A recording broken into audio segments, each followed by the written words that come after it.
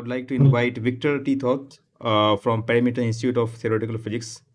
His title of the talk is From Stellar Systems to the CMB, MOG across 15 plus orders of magnitude. As you said, I have been asked to talk about MOG, modified gravity, also known as STVG, scalar tensor vector gravity. This theory was invented, I should say, by John Moffat from the Perimeter Institute. I worked with John on and off on this theory for the past, 18 years now. It's a fascinating theory with a fascinating history. So very, very briefly, as those of you who know John, you know that he has been around for a very long time, and he met some very interesting people in this field, starting with his famous letter to Einstein back in the 1950s that started his career as a physicist, and he's still active. So his theory was conceptually rooted in Einstein's original attempt to create a non-symmetric theory that would classically unify gravity with electromagnetism. And of course, we know that doesn't work. But John's take, I hope I'm not paraphrasing him too much, John's take was that maybe the antisymmetric part of a generic theory is not Maxwell's theory. It's an additional contribution to gravity. So thus came in the 1990s his first theory, which was called NGT, non-symmetric gravitational theory, and there were some stability issues with that NGT. So he moved on to basically separating the non-symmetric tensor as a field on its own right. That led to matrix Q tensor gravity. And of course, a well-behaved non-symmetric tensor is just the exterior derivative of a vector field. So why not just make it a vector theory? And thus, STVG, scalar tensor vector gravity, was born back in 2006, coincidentally, just around the same time when I first met John at a conference on the Pioneer anomaly. So one thing about MOG, it's a proper classical field theory. It's not like it's not just some effective equation of acceleration or modified dynamics. It is a proper theory rooted in a field theory Lagrangian. Originally, John created a theory that had a vector field and three scalar fields. He told me, half jokingly, half seriously, that when you create a new theory, you have to make sure that everything is in there, because otherwise somebody will add another element, and what will happen then? It will be their theory, not yours. So the point is, it turns out that what we really need to model systems from stellar scales all the way up to cosmology is really just one scalar degree of freedom. So the way I wrote down the Lagrangian here on this slide, I kind of grayed out the second field that the dynamics of which we really don't seem to be interested in. So to tell you basically what you see here in the form of this Lagrangian, just the standard Einstein-Hilbert Lagrangian and a massive vector field. And the mass of the vector field itself is variable, but that variation is constrained. Originally, the mu field, that was the mass of the vector field, was considered a dynamical scalar field on its own right. But now we pretty much believe that it is part of the one and only scalar term, which is a Brans-Dicke type variable gravitational constant term. However, we write down the Lagrangian. So the bottom line is that we have a theory with a massive vector field and a variable gravitational constant that also affects the effective mass of that vector field. And this leads us to an acceleration law that is kind of a Yukawa type acceleration law. And allow me to explain what it really means. When you look at the R double dot expression on this slide, the 1 plus alpha part corresponds to an enhanced gravitational constant. So instead of G Newton, we have 1 plus alpha times G Newton. But then it is canceled out to the tune of alpha by a repulsive vector field. So that means that at short range, we actually see a theory that is Newtonian. We just end up with Gn over R squared, Gm over R squared. But at larger distances, the Yukawa part, which is massive, has a finite range, it diminishes, it disappears, and there is a relatively sharp transition to an enhanced gravitational constant. And the parameters of the theory are that this transition typically occurs on the scale of spiral galaxies. So as such, the theory is, of course, in a sense, designed in response to the observed galaxy rotation curve. So it's perhaps no surprise that its predictions work on the scale of galaxies. However, the one thing about a modified gravity theory today is that it has to work all the way from the solar system to cosmology across at least 15 orders of magnitude. It's not enough to simply explain galaxy rotation curves. There is also precision of observation in the solar system, again, all the way up to cosmological observations like the angular power spectrum. So how can a theory do that? And of course, well, I'm not touching right now the issue of wide binaries. I mean, that was a very interesting presentation, by the way, and thank you very much. I understand there are some contrarian views as well. Allow me to just ignore that for now, not because I'm ignoring it, it's because I'm really not prepared to make informed comments on that subject. The point about MOG is that unlike MOND, which has an acceleration scale, MOG basically scales with mass or range.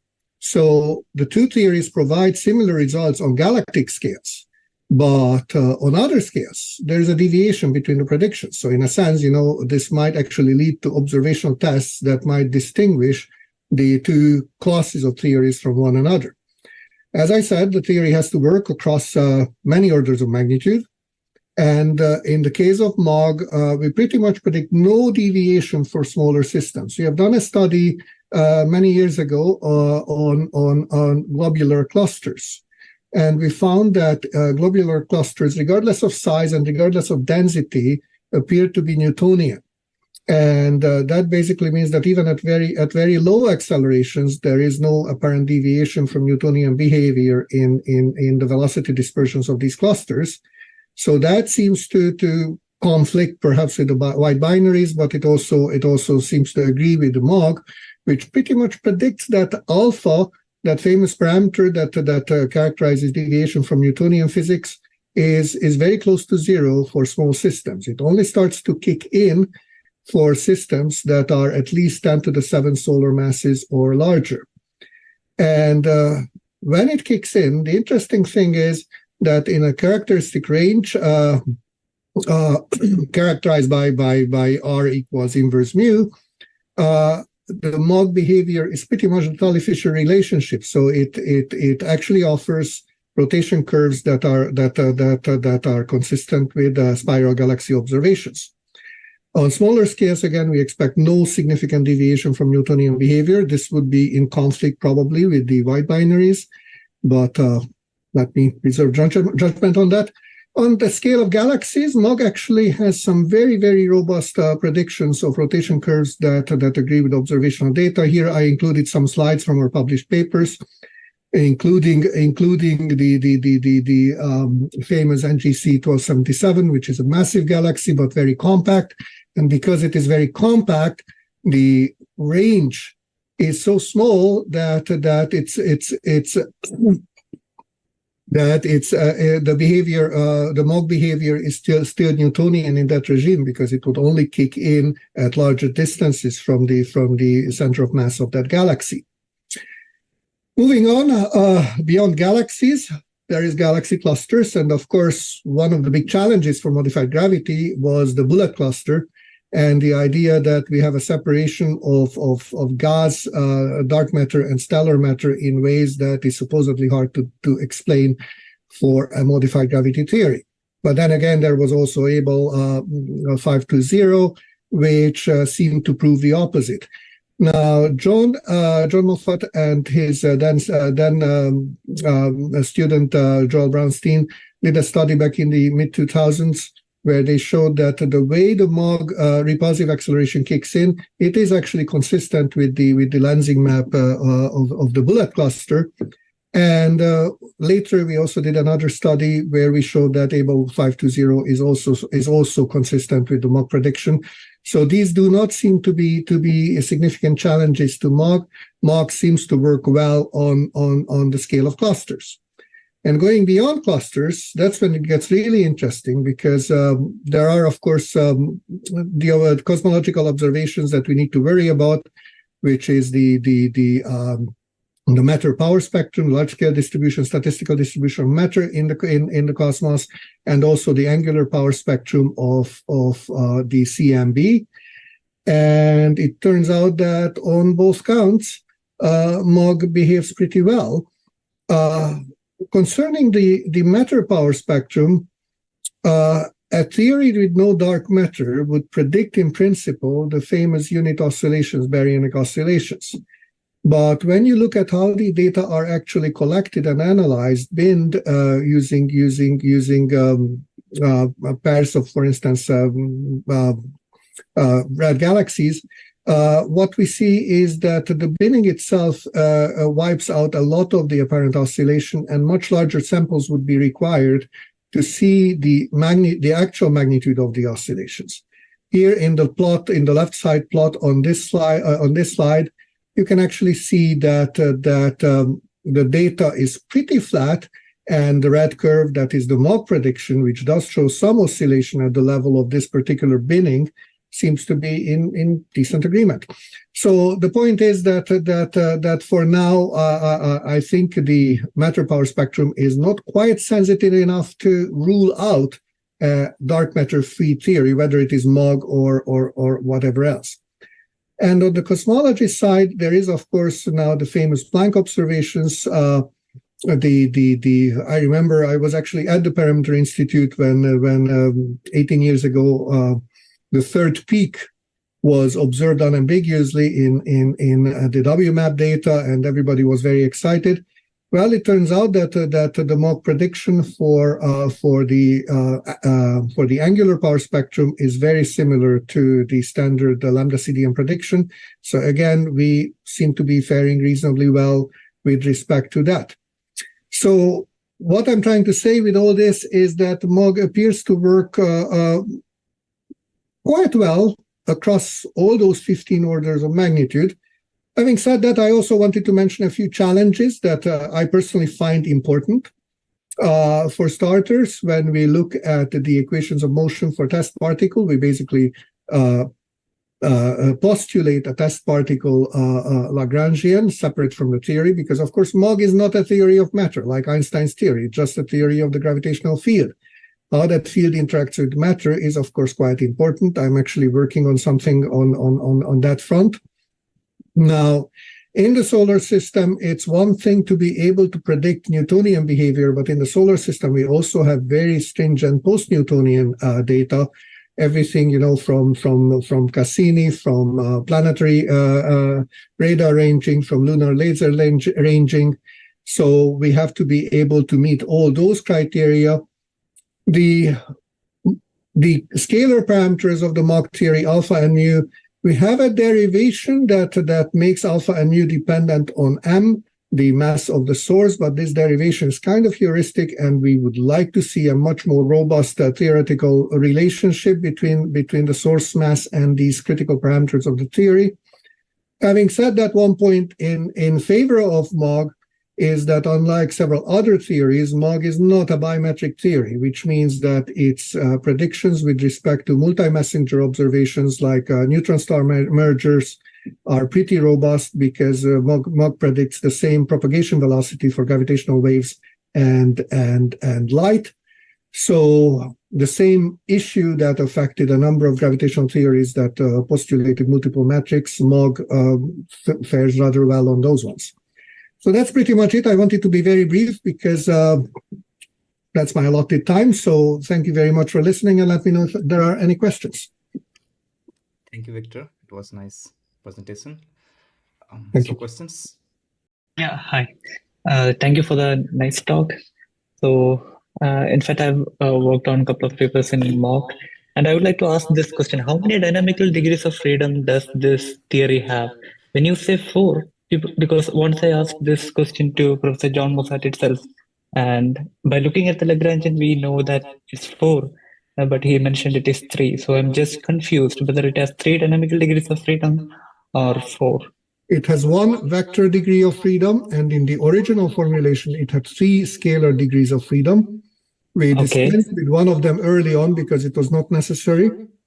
And I am in favor of also dispensing with one other, because there seems to be a constraint, an algebraic relationship between the alpha and mu parameters. So if I'm right, then we have 1 vector degree of freedom and 1 scalar degree of freedom. So the mass of the scalar field is not taken into account. Sorry, the mass of the vector field The is still mass of the vector field would have an algebraic relationship with the alpha parameter, which also determines the strength of the gravitational coupling constant. So again, the same scalar degree of freedom governs both. Okay, so there have been some earlier constraints for the galaxy rotation curves in like 2013 with Moffat and Rawer paper. So the same paper, this accelerator equation has been used, and the constraints have been obtained for this alpha and mu. So is it still valid, or this constraint relation between alpha and mu reduce this theory to this acceleration related to something else?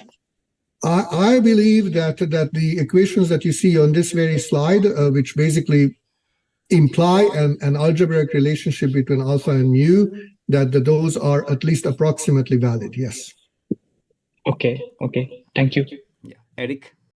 When you're fitting the galaxy rotation curves, are you fitting the radio data for the rotation of the gas or the optical data for the rotation of the stellar mass? Because there have been quite a few studies over the last 2 years showing that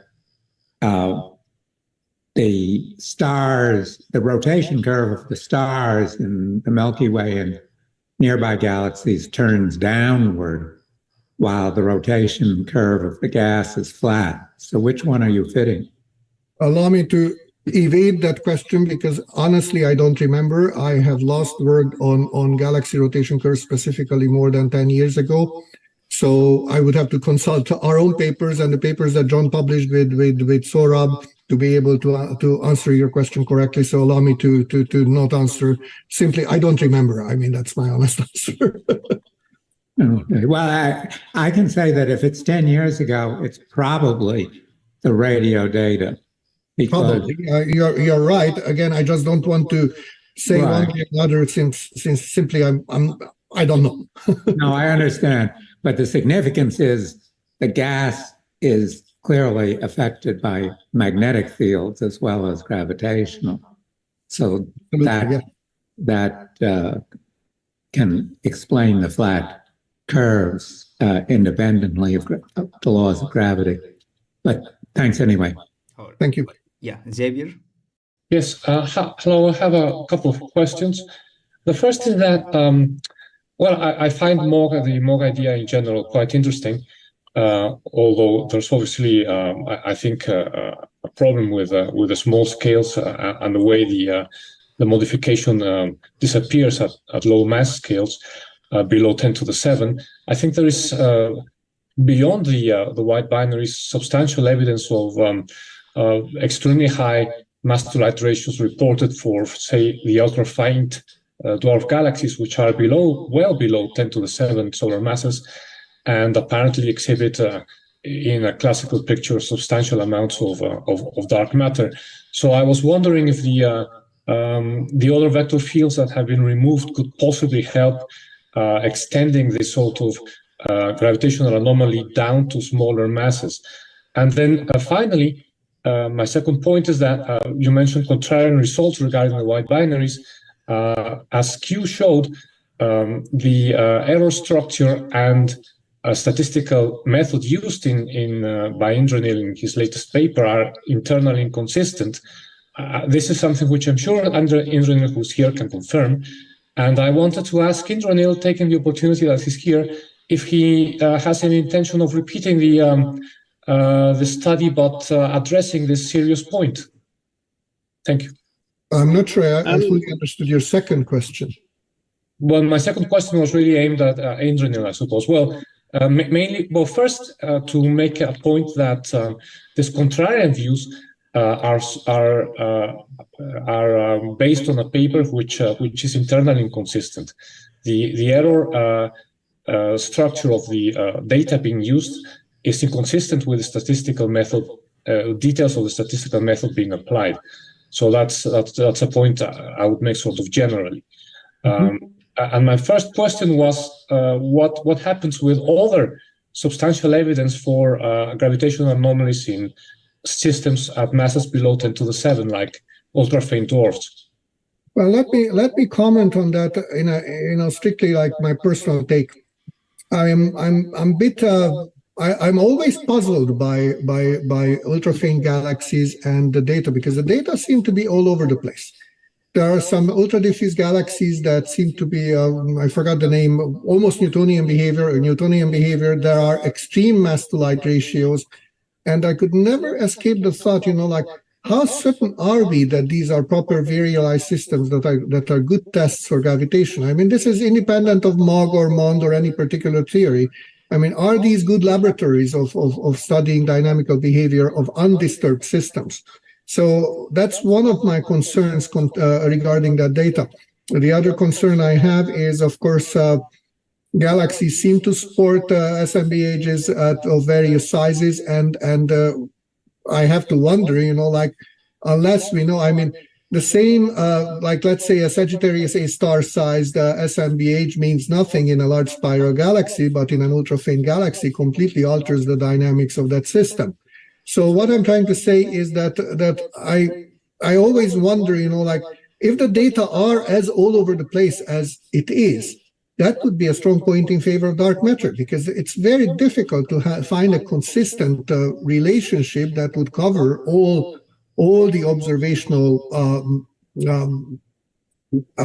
items, all the observational samples. So I'm not trying to ignore that data, but I'm of two minds. How seriously should we take them as challenges to modify gravity in general? And again, if I take them as face value, that would be a very strong point in favor of dark matter, because otherwise I see no consistent rule or behavior across all those systems. And one other point on that one, again, we studied globular clusters, and those clusters are sometimes more massive than some of these ultra-diffuse galaxies, yet show no deviation or no apparent deviation from Newtonian gravity. So how would we deal with that? So again, my personal take is that the ultra-diffuse galaxies, I would like to see much firmer assurance that they are good laboratories for gravitational dynamics. Okay, I understand. I was talking mostly of the ultra-faint rather than the ultra-diffuse. Well, in a sense, it's the same thing. Yeah. They are kind of. I mean, I'm not trying to say they are the same objects. I mean, the same question arises: how good are they as laboratories to test gravitational dynamics? How firmly do we know that these are undisturbed virialized systems? That's the fundamental question. Pierre Francisco. So we have too much time. Yeah. So I had pretty much the same question as Xavier. My second question, or better command, would be: but does MOG include something like the external field effect, as in MOND, which could, in principle, be used to justify the fact that you have these apparently contradictory results on ultra-faint galaxies, dark matter dominated or without dark matter? How do you comment on that? No, MOG has no external field effect. Everything that you see is in the MOG Lagrangian is there. It's again, it's basically just a combination of a tensor theory with a variable coupling constant and a vector field. To the extent an external field might be present, well, if the scalar field is what it is because a system is embedded in another system, you could consider that, but that's basically captured in the theory. So there is no heuristic external field effect that would be added to this acceleration law. Now, the acceleration law exists as it is presented here for systems in isolation. But so no. Anyhow, the answer is there is no EFE. Okay. Srikant, want to ask something? Yes, if there is time. So I have this question about the constants in this slide, like D and E. Are they universal constants, or because in some papers claim them to be some kind of real actual constants are. But in few other papers, like I have seen that different values for these parameters have been used. So in my take, D, E, and G infinity that you see on this page are three universal constants that basically govern the theory. So essentially, they are integration constants that should be absolutely universal. Okay. So even the relativistic MOND is considered to be a phenomenological model. So I would like to ask you first, what's your view of your model, or I mean, what level of fundamental theory do you think? And in relation to that, can you somehow modify this model to make your model agree with wide binary results? I mean, my wide binary results. The Mach theory is a proper classical field theory. So it's not a quantum field theory, may or may not be amenable to quantization, but it is a proper Lagrangian field theory. As to your question, how it could be modified, that's a darn good question, because for starters, the original formulation of Mach, as I mentioned, is essentially a formulation of a gravitational theory without any regard as to the behavior of matter. So matter is basically defined in the theory as the thing that when we take its variation with respect to the metric tensor, gives T mu nu that goes onto the right-hand side of Einstein field equations. And that's the only thing we know about matter. Except that, of course, we do need to know that matter couples with a strength of 1 plus alpha into G Newton to the tensor field, and with a strength proportional to alpha to the vector field. So maybe we do know a little bit more about how matter and the fields of Mach interact and behave. And that turns into something rather difficult. Now, in his 2006 paper, when John first proposed the STVG theory, he basically postulated a test particle by writing down a separate test particle Lagrangian, which is a very reasonable thing to do. But the question then becomes, can we incorporate that into a better formulation where we basically tell what the variation of matter fields would be like with respect to all the Mach degrees of freedom? And there is some latitude there. We can indeed, like basically postulate a theory and its interaction with generic matter fields, like let's say a perfect fluid matter field. And it is indeed conceivable that keeping the essence of the theory as is, but introducing a small modification or a tweak of how it interacts with matter, it might indeed be possible to accommodate observations on the scale of a few thousand astronomical units. I am kind of on the fence on that one. I hope you will forgive me. I know it's a new result. It's very interesting, and I very much appreciated your presentation. I'm kind of on the fence on this because, in a sense, I've seen this before. I worked on the Pioneer anomaly 20 years ago, and there was a great deal of excitement that, hey, we see some small deviation from Newtonian physics at 100 AU, and it turned out to be nothing. So I'm kind of like, let's see and wait. My attitude is, instead of jumping a bandwagon. But if it turns out that your observation is robustly confirmed, then of course a modified gravity theory will either have to die or we'll have to be able to deal with that. And I think I see a kind of a window, an opening for Mach to do that if necessary. So I hope that answers your question. Just a quick comment. I mean, this relativistic MOND theory, like Zelazny, I mean, Skordis and Zelazny, that starts from MOND, and then it incorporates relativistic theory. So those kind of theory might work actually as well as yours model in terms of explaining data from small scale to up to CMB data. So, you emphasized your model agreed well from small scale to large scale, but actually, Scottish and Jelosinic model could say something even stronger. I mean, than your model in terms of explaining data. But that's relativistic MOND theory. Yeah. Okay, quick question from Kenath Arun. A quick question to both Victor and Q, since he also pitched in. Have you looked at possibly testing these on scales like the solar system constraints? Maybe the hot cloud objects and TNOs, probably they will be in the MOND regime acceleration. So any comments on that?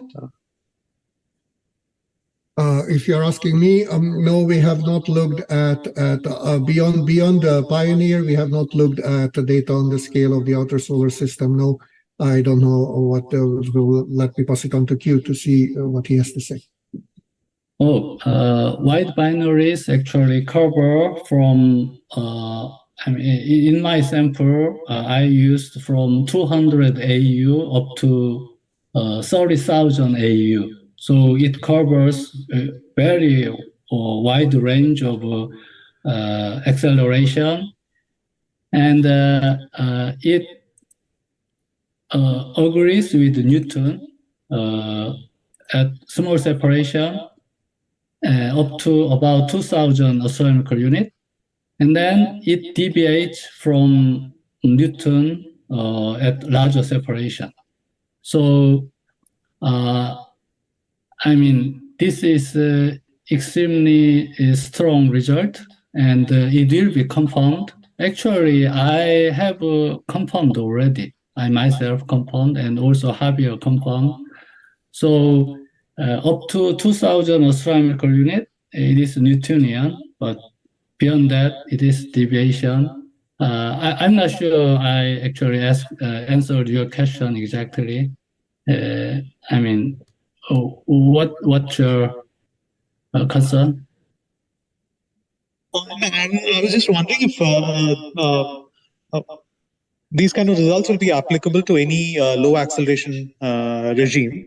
So we should be expecting farthest hot cloud objects to be below your typical MOND acceleration. So any kind of tests have been done on those scales.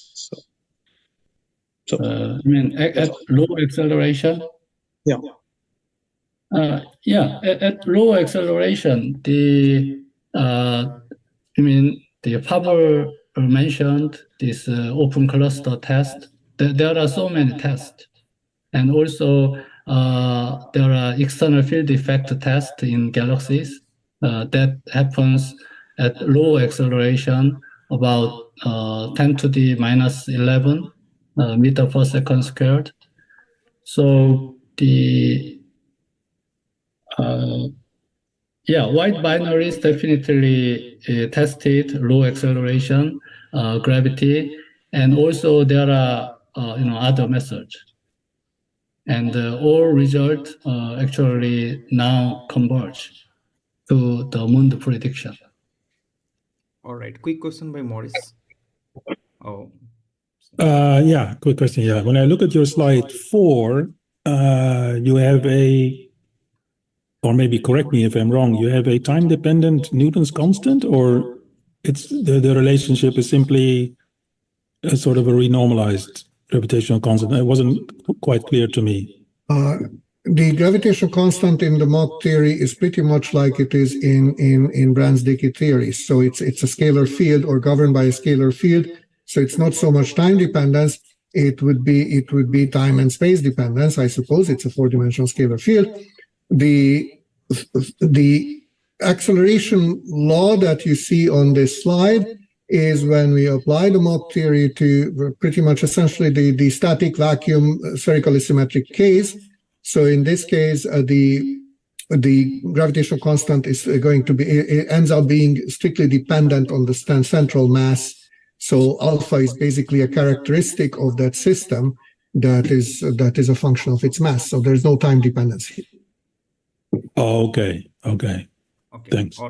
All right, Victor, thanks. Yeah, the talk was incredible. So thank you again.